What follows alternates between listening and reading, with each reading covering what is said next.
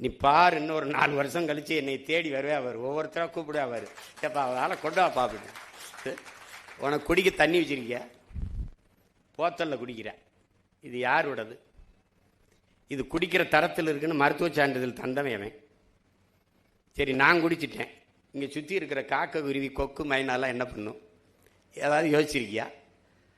இதே பெருந்துறையில் 26-28 கிலோமீட்டருக்கு நிலத்தடி நீரை எடுத்து குடிக்காதே, யுரேனியம் கலந்துருச்சு, குடிக்கிற திறனில் இல்லை, தண்ணி நஞ்சாயிருச்சுங்கிறான். இந்த சிப்காடை வளர்ச்சின்னு சொன்னவன் அவன் மட்டும் சிக்கனான்னு வச்சுக்கோங்க, அதுக்குள்ளே வச்சு கொளுத்தி விட்டுருவேன். இப்போ என்னடா டே, நான் ஒரே ஒரு கேள்வியை உங்ககிட்ட சொல்கிறேன், உங்ககிட்ட கேட்குறேன், உங்கள் அண்ணன் கேட்குறேன். தொழிற்சாலை வளர்ச்சி என்று சொன்னீர்கள், சிப்காடு வளர்ச்சி, அது வளர்ச்சி, இது வளர்ச்சி என்றீர்கள். சரி, எல்லாம் வளர்ச்சி என்றால், இந்த சிப்காடு வளர்ச்சி என்றால், அப்புறம் எதுக்கு எங்க ஆத்தாவுக்கு 2500 கொடுக்கிற? வேலை வாய்ப்பு வரும், எல்லோருக்கும் வேலை வாய்ப்பு வரும் என்றால், வேலை இல்லாத இளைஞனுக்கு எதற்காக 4000 கொடுக்கிற? என்ன வளர்ச்சி இது? அப்ப வளரல. நீங்க வந்து இப்ப உங்ககிட்ட கேட்கிறேன், ஜல் ஜீவன் ஒரு திட்டம் வருது, மத்திய அரசு தண்ணி கொடுக்குது. தண்ணி டெல்லியில இருந்து கொண்டு வருமா, இங்கிருந்து கொண்டு வரும்? இங்கிருந்தானே எடுத்து கொடுக்கும். ஏன் மண்ணில் இருந்து என் மக்களுக்கு தண்ணி எடுத்து கொடுக்கறதுக்கு நீ எதுக்கு வராங்க? எதுக்கு வர? இந்த சூயஸ்ங்கிறவன் யாரு? அவன் யாரு? இதெல்லாம் படிக்கணும், நீ படிக்கணும், தயவு செய்து படிக்கணும். ஐயா நக்கீரன் எழுதுன நீர் எழுத்து படிக்கணும். அண்ணன் சொன்னதுக்காக அந்த புத்தகத்தை வாங்கி படிக்கணும். சின்ன புத்தகம் தான், ரொம்ப படிக்காத, 10 பக்கத்திலே எல்லா செய்தி வந்துடும். அவன் அந்த அயோக்கிய பிரான்சிலிருந்து போய் உலக வங்கியில் கடன் வாங்குது, அந்த பொலிவியா 250 கோடி. அதுக்கு அவன் சொல்றது, இவனுக்கிட்ட உன் நதியை கொடுன்றான். சரி, நதியை தானே கேட்குறான், என்ன பண்ண போறான்னு கொடுத்துட்றான். அவன் அதுலேருந்து நதியிலேருந்து தண்ணி எடுக்காத, விவசாயத்துக்கு பயன்படுத்தாத, ஒரு சொட்டு தண்ணி உனக்கு உரிமை இல்லை, நதி என்னதுன்றான். கடைசி அவன் கொடுக்குறதான் தண்ணி, அவன் சொல்றதான் காசு. என்ன ஆயிடுச்சு? பல ஆண்டுகள் ஸ்டெர்லைட்டுக்கு எதிராக அப்படி போராடணுமா, அப்படி போராடி ஒரு வங்கி பணியாளன் வேலையை விட்டுட்டு போய் போராடி துப்பாக்கி சொல்ல செத்து நாட்டில் பெரிய புரட்சி வெடிச்சு விரட்டி விட்டாங்க. அந்த பெட்ரோல் நேரம் எங்கே வந்தான்? தமிழ்நாட்டுக்கு வந்தான், கோவைக்கு வந்தான், சூயஸ்ன்னு வந்தான், பேரை மாற்றிக்கிட்டு வந்தான். என்னுடைய பவானி ஆற்று தண்ணீரை எடுத்து கொடுக்கறதுக்கு இவன் யாரா?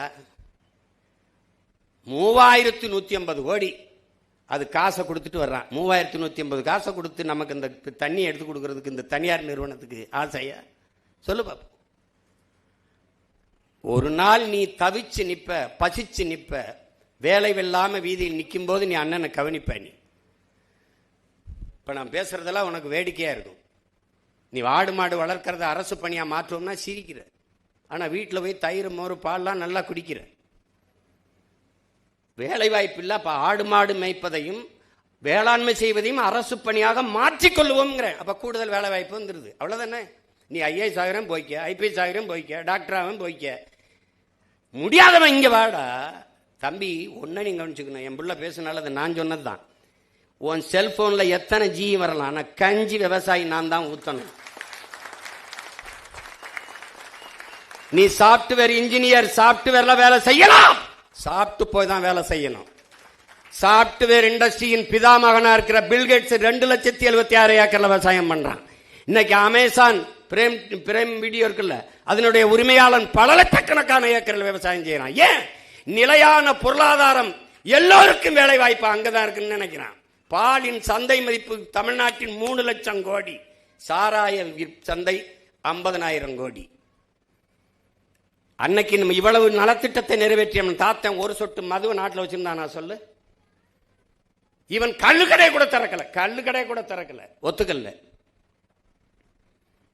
இந்த படத்தை வேணா போட்டுப்பாரு, ஒரு காட்சி இருக்கு. அந்த அம்மா வந்து ஐயான்னு பிள்ளையோட அழும். இந்த அம்மா யாரு, என்ன ஏன் எழுதுறமா சொல்லு? ஐயா, என் புருஷனை போலீஸ் பிடிச்சி, சும்மா ஏமா பிடிச்சிட்டு போச்சு? அம்மா சாராயங்க சின்னாரு. யார் இந்த பிள்ளை, இந்த அம்மா உள்ள விட்டுதாரு, போமா அப்படின்னு. ஐயா தெரியாம காய்ச்சிட்டாரு, போமாங்கிட்டு.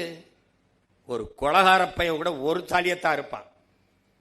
உன் புருஷன் செஞ்ச வேலைக்கு ஊர் தாலியாமலாம் அறுத்து போடுவாங்க, போமாங்கிட்டு அப்படின்றப்ப. இவன் ஏண்டா அந்த டாஸ்மார்க்க மூடலைன்னா கள்ளச்சாராயம் வந்துரும்ன்றான். எவ்வளவு பெரிய ஐயோக்கியத்தனம். அப்புறம் அதுக்கு போலீஸ், அதுக்கப்புறம் நிர்வாகம், இது வந்துடும் அது போயிரும் சொன்னா எப்படி இருக்கு? இப்படியா பேசுறது? 5 வயசு பிள்ளைய கற்பழிச்சிடறான், 60 வயசு அம்மாவையும் கற்பழிச்சிடறான். அப்ப விபச்சார விடுதியை திறந்து விட்டுரும் சொன்னா எப்படி இருக்கும்? செருப்புகள் அடிக்க மாட்டேன், அப்ப நீ கள்ளச்சாராயம் வந்துருங்கிறதுக்காக திறந்து விடுறேன்னா கட்டுப்படுத்துறா. உங்க உடன் பிறந்தவன் முதலமைச்சர் நாற்காலியில உட்கார்ந்தா ஒரு சொட்டு போத, ஒரு கள்ளச்சாராயம், ஒருத்த மது, கஞ்சா, பான்பராக்கு, சிகரெட்டு, குட்கா வித்துறான்னு சொல்லு. நோக்கம் இருக்கு, இருக்க கூடாது, இருக்காது. லஞ்சம் கொடுக்காதேன்னு சொல்ற மகன் இல்ல நான். லஞ்சம் வாங்கின தூக்கிட்டேன், அந்த இடத்துல உன்னை பண்ணிருக்க மாட்டேன், தூக்கிட்டேன். நான் ஏன் கொடுக்காதேன்னு சொல்லணும்? என்ன அதிகாரிகள் யாரும் வாங்க கூடாது. வாங்கினா சஸ்பென்ஸ் கிடையாது, ஸ்பாட் டிஸ்மிஸ் தான். பணியிலே இருக்க மாட்டா, தூக்கிடுவேன், அவ்வளவுதான். உன் சர்டிபிகேட் டிஸ்குவால் வேலிட் ஆயிரும். உன் சர்டிபிகேட்டை மதிப்பிழக்க செஞ்சு விட்டுருவேன். ஒழுங்கா இருக்கணும். இதெல்லாம் தன்னலமற்ற அன்பான சர்வாதிகாரியால தான் ஆள முடியும். அப்படி ஒரு தலைமை இருந்தானா அவன் தான் என் தாத்தன் காமராஜ். ஆலியாறு டேமை கட்டணும், தண்ணி எடுத்துட்டு வரணும். கேரளாவில் தண்ணி கிடக்கு, 3 கிலோமீட்டர் மலையை குடைஞ்சு இங்கே கொண்டு வந்தால் தான் வரும். அப்போ இந்த கனாலை வெட்டணும், மலைக்குள்ளே குடையணும். அப்போ இன்னைக்கு இருக்கிற நுட்பம் இல்லை. அப்போ என்ன செய்யறது? மனித ஆற்றல் தான். அதை வச்சுக்கிட்டு இன்னைக்கு மாதிரி ரொம்ப வச்சு இது வச்சு டக்கு டக்குன்னு இல்லை, நாட்டு வெடி கொண்டு கடப்பாறை கோடாரி வச்சுதான் குத்தி போகணும். அப்போ உள்ள ஆளுங்க அனுப்புறாரு, தெரியும் அவருக்கு. வெளியில் வந்தால் பணம், இல்லைன்னா பணம். ஆனால் தெரியும் வழி இல்லை. அனுப்பி இன்னைக்கு திறந்து பல லட்சக்கணக்கான ஏக்கர் ஆழியார் அந்த அணை பாசனத்தில் வாழுதுன்னா அவன் செஞ்சதான். அது தன்னலமற்ற சர்வாதிகாரம். வைகை அணையை கட்டணும், 20 கிராமத்தை வெளியேற்றணும், கத்துவான் மக்கள். ஆனா இன்னைக்கு பல லட்சக்கணக்கான ஏக்கர், பல 100 கிராமங்கள் வாழுது என்றால் அவன் செஞ்ச தன்னலமற்ற அன்பான சர்வாதிகார ஆட்சியால தான். அப்படி ஒருத்தனால தான் செதுக்க முடியும், இல்லைன்னா ஒன்றும் பண்ண முடியாது. நீங்க அவன் ஓட்டு போடாமல் போயிடுவான். போட்டா போட்டும், போடலைன்னா போட்டும் இருந்தால் தான் அவன் சரியா வரும்.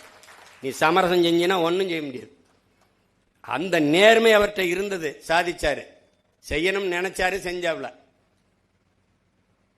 அப்ப எத்தனை சாதனைகளை செஞ்சாருன்னு நினைக்கிறேன் நீ? அவர் அதெல்லாம் என் பிள்ளைகள் கற்றுக்கொள்ளணும். ஆகச்சிறந்த கல்வி அரசியல் தான் என்பதை புரிந்து கொள்ளணும். இவங்க பாடம் நடத்துவாங்க, ஆசிரியர். இது இப்போ தன்னாட்சி அதிகாரம் பெற்ற கல்லூரின்னு இதெல்லாம் தீர்மானிச்சது யாரு?